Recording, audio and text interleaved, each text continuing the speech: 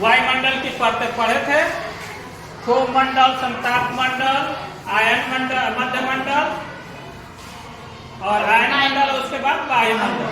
उसके बाद वायुमंडल के भी 5 तत्व होते हैं। वायुमंडल के कितने तत्व होते हैं? 5 तत्व होते हैं। वो होते हैं तापमान, पवन, वायुदाब, वर्षा, आर्द्रता।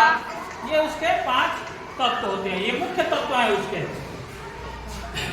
तापमान किसे कहते हैं? वायुमंडल में ठंडेपन और गर्मी की मात्रा को हम तापमान कहते हैं। इसको कहते हैं ठंडेपन और गर्मी की मात्रा को हम तापमान कहते हैं। पृथ्वी सूर्य से आने वाले ताप को जितना इकट्ठा कर लेती है उसे सूर्य ताप बोलते हैं या आतपन बोलते हैं। क्या बोलते हैं?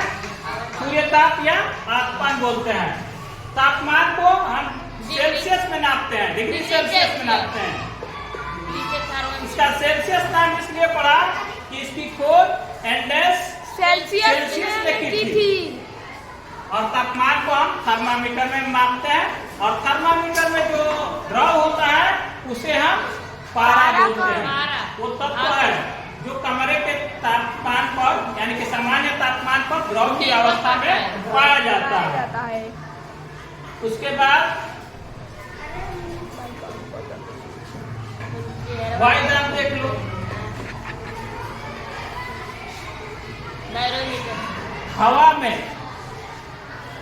हवा कई गैसों का क्या है? मिश्रण है। और हवा में दबाव होता है, हवा में भार होता है। जैसे अगर तुम लोग को नहीं पता है तो फुटबॉल लेना, ठीक है, उसमें का हवा निकाल लेना और उसके बाद उसका वजन करना। वजन करोगे तो कर लेना, उसके बाद कहीं उसको लिख लेना। उसके बाद फिर जो है कि उसमें हवा भरना, उसके बाद फिर वजन करना। उन दोनों में अंतर आ जाएगा, उनके वजन में अंतर आ जाएगा। अंतर क्यों आएगा? क्योंकि उसमें हवा भरा हुआ है और जब हवा भरा हुआ तो हवा क्या हो गया? भार हो गया।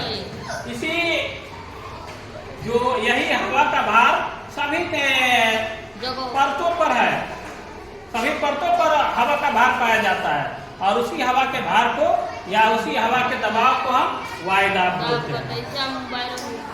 वायुदाब को हम किससे मापते हैं? किससे मापते हैं? बैरोमीटर से। इकाई होती है मिलीबार। मिलीबार कितनी होती है? मिलीबार।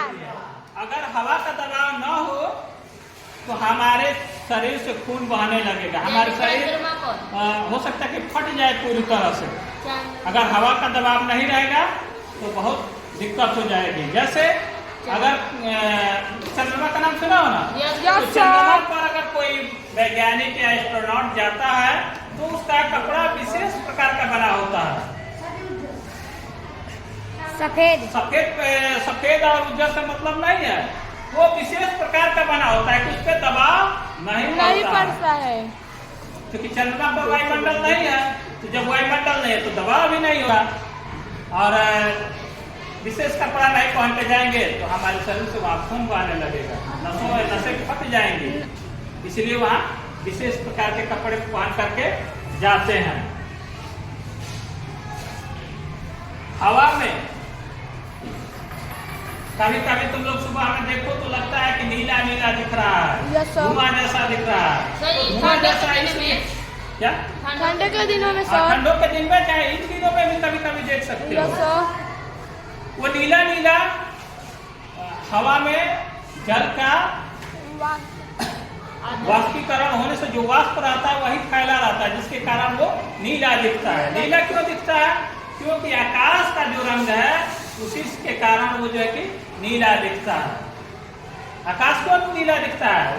प्रकाश के प्रतिबिंब के कारण नीला का सबसे अधिक फैलाव होता है। इसलिए यहाँ भी नीला का फैलाव ज्यादा होता है, इसलिए वो धुआं धुआं जैसा नीला दिखता है। और वही जो वायुमंडल है तो उसमें पानी भाप बन के उठता है और वही भाप जो उसमें रहता है वही क्या होता है? वही उसकी आर्द्रता होती है। और आर्द्रता को नापने के लिए हम आर्द्रता मापी या हाइग्रोमीटर का प्रयोग करते हैं। समझ में आया? Yes sir. चलो ये बाद में देख लेंगे।